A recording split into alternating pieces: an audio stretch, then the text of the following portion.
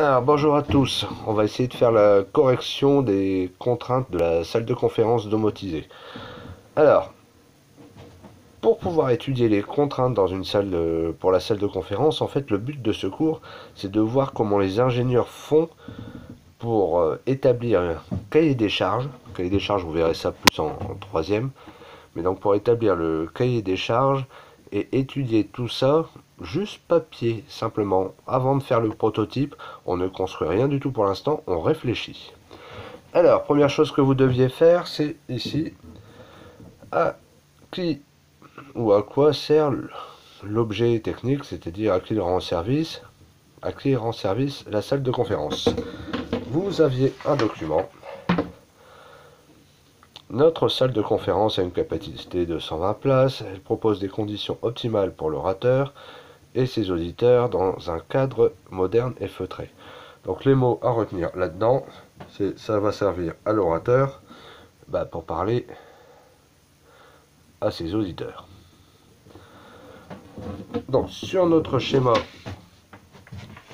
qu'on appelle un diagramme bêta-corne, à qui ça rend service à l'orateur,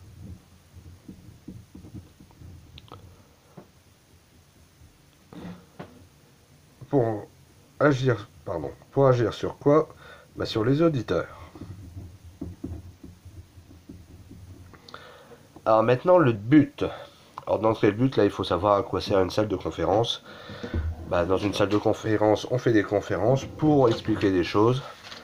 Donc le dans quel but, généralement c'est le plus difficile à exprimer, parce que là c'est vraiment du français et s'exprimer dans les termes les plus simples possibles, en faire une phrase la plus réduite possible pour bien exprimer son idée. Ici on va mettre transmettre une information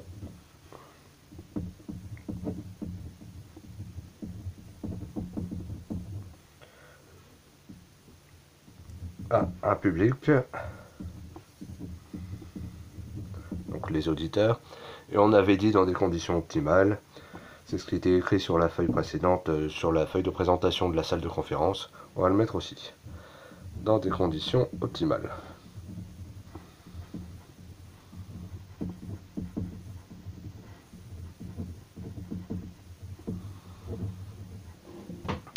Donc ce schéma, il faut le lire dans ce sens-là. L'objet est toujours ici au milieu. Donc la salle de conférence, elle sert à l'orateur pour agir sur les auditeurs, et l'orateur utilise la salle de conférence pour transmettre une information aux auditeurs. Voilà. Ensuite, à quelle question répond la fonction d'usage d'un objet technique? Programme de 6e, la fonction d'usage répond à la question à quoi sert l'objet.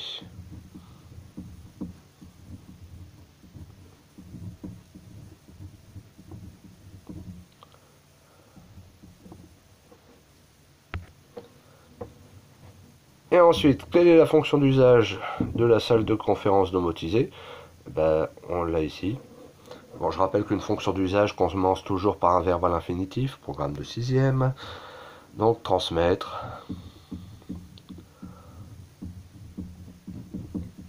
une information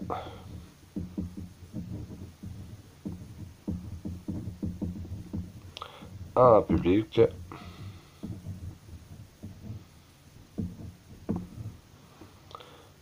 dans des conditions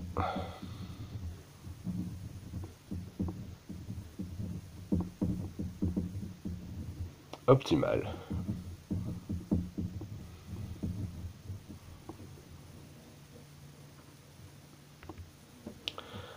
Donc à retenir sur cette feuille, le diagramme bêta-corne, comment on le complète? Donc l'objet au milieu, à qui il sert, sur quoi il agit et le dans quel but. Dans cet ordre-là, vous complétez. Et ensuite, un diagramme bêta-corne, ça sert à déterminer le dans quel but, donc la fonction d'usage ou le besoin auquel doit répondre l'objet. Deuxième partie, quelles sont les fonctions de service de la salle de conférence domotisée?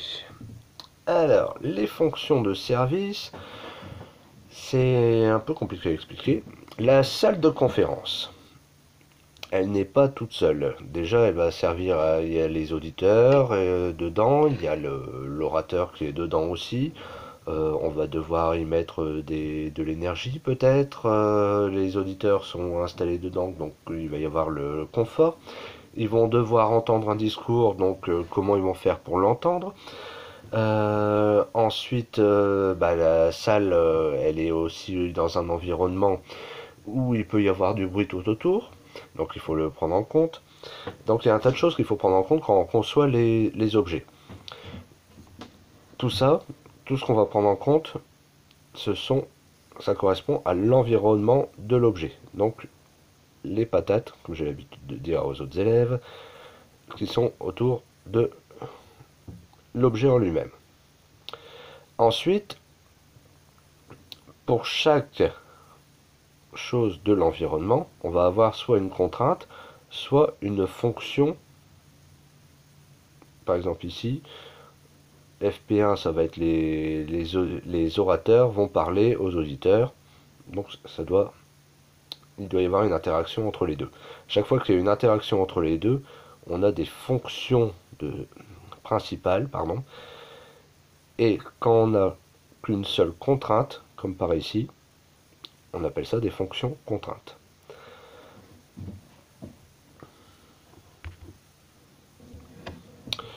Ici, vous avez une définition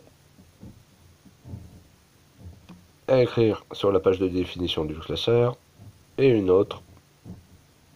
Pareil, donc les fonctions principales, les fonctions contraintes à écrire sur la dernière page du classeur. Alors, pour compléter ce diagramme, alors ce diagramme qui donne les interactions entre l'objet et son environnement, les patates qu'il y a autour, ça s'appelle un diagramme pieuvre. Pourquoi ça s'appelle comme ça, je n'en sais rien du tout. Parfois en techno on utilise des mots bizarres, mais on ne sait pas pourquoi.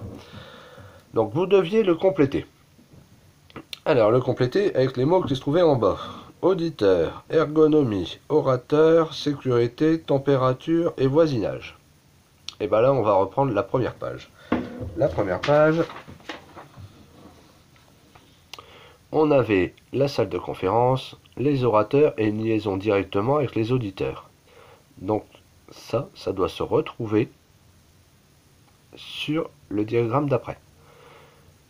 Et quand les orateurs utilisaient la salle de conférence pour agir sur les auditeurs, c'était pour transmettre une information. Donc ça doit être une fonction, transmettre les informations est une fonction principale. Je regarde bien. Permettre à l'orateur, les fonctions principales donc FP, permettre à l'orateur de diffuser un message audio à ses auditeurs. Ça c'est pour FP1. FP2, permettre à l'orateur de diffuser des images fixes ou animées aux auditeurs. Donc message audio, du son, images fixes ou animées, des vidéos ou des photos. Donc FP1 et FP2. On a ici la salle de conférence et là on a bien la liaison entre deux choses. Donc là on a FP1, ici on doit avoir FP2. Et les orateurs utilisent la salle de conférence pour agir sur les auditeurs.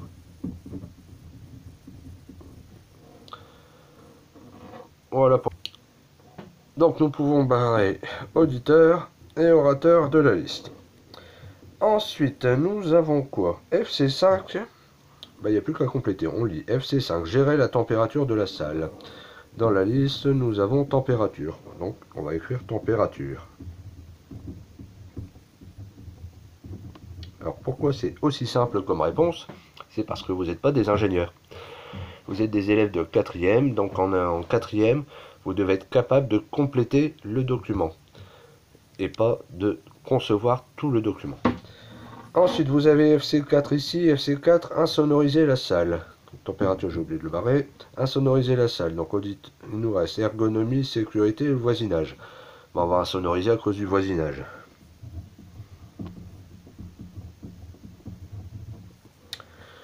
Ensuite, ici, nous avons ambiance lumineuse.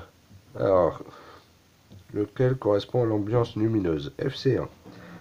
FC1, gérer l'ambiance lumineuse de la salle. Ensuite, nous avons FC2 ici. FC2, centraliser les commandes. Ergonomie des commandes. Voisinage apparaît. Donc ergonomie. Il nous reste ergonomie ou sécurité. Donc ici, ergonomie.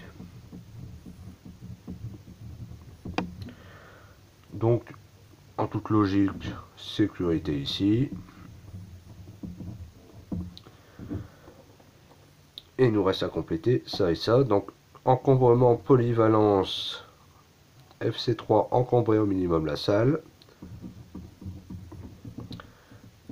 La sécurité, assurer la sécurité, FC6. Donc, ça se trouve ici. Donc là, votre document est complètement complété. Donc, pour vous, ça vous paraît simple à compléter, ou peut-être pas. Imaginez que les ingénieurs doivent concevoir ce genre de choses. C'est beaucoup plus compliqué.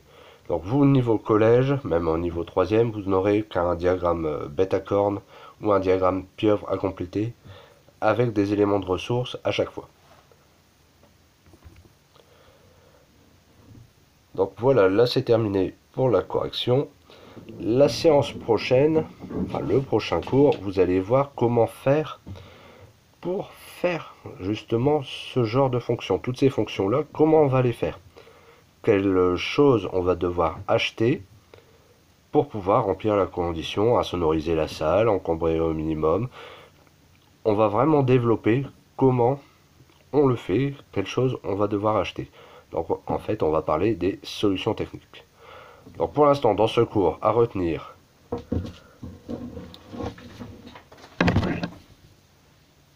le diagramme bêta-corne qui permet de déterminer le besoin ou la fonction d'usage et comment on complète le diagramme bêta-corne. Le diagramme pieuvre qui permet de voir l'objet dans son environnement et de voir toutes les fonctions de service. Les fonctions de service, c'est tous les traits que vous avez ici, c'est-à-dire les fonctions principales, FP1, FP2, et les fonctions contraintes, les contraintes que nous donne l'environnement de l'objet. Voilà, donc à la semaine prochaine.